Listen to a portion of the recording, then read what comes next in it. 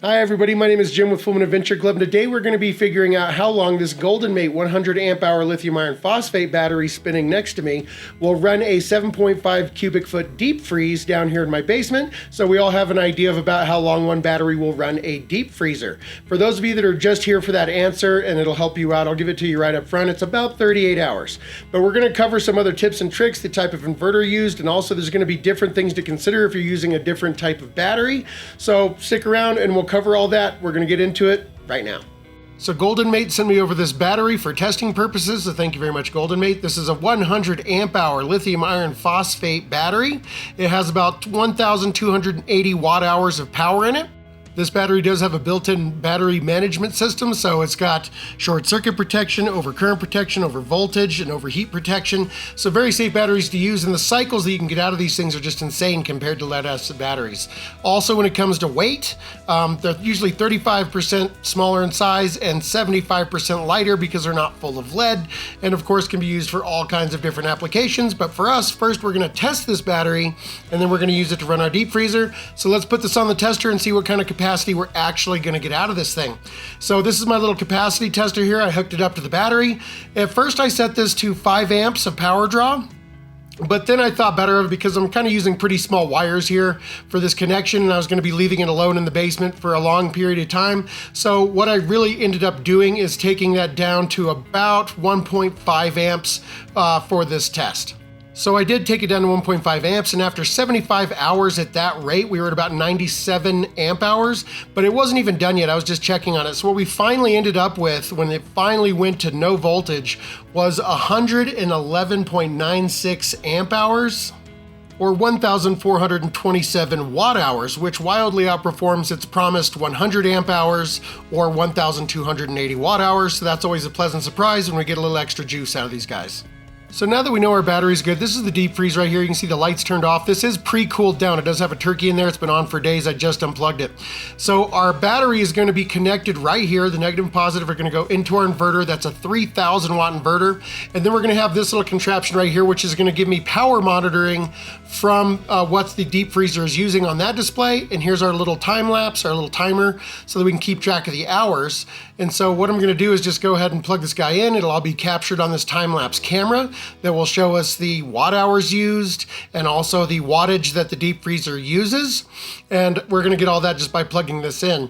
The only power that we're not going to actually see is what the inverter is using in standby mode, but we'll be able to do the math on that once we're all done with that. So now I'm going to struggle to get this plugged in with one hand, and once I do so, we will begin this test. So I've got that all plugged in. We're going to go ahead and start our timer. You can see right there that we're using 70 watts of power now that it's plugged in, and then our little watt hour meter is going to start to grow, and we will go from there. So let's go ahead and start this experiment and see what we end up with. So I will go ahead and start the timer right here. There we go. And just to show you that the deep freeze is now powered on, let's open it up and see if that little light comes on. Yes, it is. So let's go to the time lapse. If you look at this little number right here, I've noticed that it starts at about 70 watts and ends at about 60 watts, so in between 70 and 60 watts. The compressor kicks on for about 10 minutes, and then it remains off for about 15 minutes, and then that cycle continues to repeat. So now that we kind of know that this deep freeze uses approximately 65 watts, and it uses that for about 10 minutes, and then it takes a 15-minute break, and then usually kicks on for another 10 minutes, we can accelerate this time lapse so we can kind of move to the end of this experiment and see where we end up.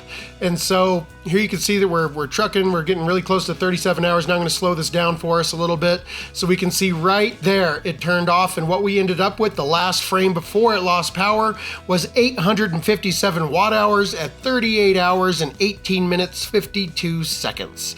And I did run this experiment twice, and I got really close to the same numbers the second time, so that's a pretty good baseline. All right, so there you go, but there are some things to definitely consider here. Now, considering when I tested this battery, it actually outperformed what it says the watt hours on the battery actually are, but let's just go by the numbers on the battery, which is 1,280 watt hours, 1,280 watt hours. Now, on our device, when we did the experiment, what we actually got after the inverter, what was actually sent to the deep freeze was 857 watt hours. So that's a difference of about 423, if my math is right, 423 watt hours that was just lost to the inverter being in standby mode and being on for, 2 days, 30 plus hours. And that's a 3,000 watt inverter. Now, considering that our deep freeze only took 65 watts when it was running, with not much of a startup surge either that I could see at all. 65 watts, obviously you can get away with a much smaller inverter that is going to have a lot less power loss when it's in standby mode, because it was just on the entire time, ready to go when that compressor kicked in for the deep freeze. So if you have a more efficient inverter and a smaller inverter just to run that, that's obviously going to improve your time by quite a bit. 430 watt hours is a significant amount to lose, but I just wanted to throw that out there. A more matched inverter to the size of the load that you're going to be using is going to be more efficient and use less power in standby mode. Now, if you're using a lead acid battery for this setup, you're going to have to cut this time completely in half. Because if you have a 100 amp hour battery, let's just say it's exactly 100 amp hours, you can only use 50% of that before you have to recharge the battery, or else you're going to cause a process called sulfation that starts to build up stuff on the plates, and it drastically reduces the lifespan of that lead acid battery. So you're only recommended to take them to 50% and then charge them back up if you want to have them last a very long time. That's just kind of the rule for lead acid batteries. AGM's a little bit better, but really 50% is what you want. And the same can be said for lithium iron phosphate batteries. Even though I could completely charge and discharge this every single day, and it would still probably last 10 years to 80%, because they have thousands and thousands of cycles. If you only discharge them to 50% and then recharge them, that number grows significantly. So every battery that you're using, it's best not to completely drain them to zero and then charge them back up. And so those are just a few tips for you. If you're trying to do a setup like this for an emergency backup power situation, you can have your battery charged and you've got your inverter there, and the power goes out.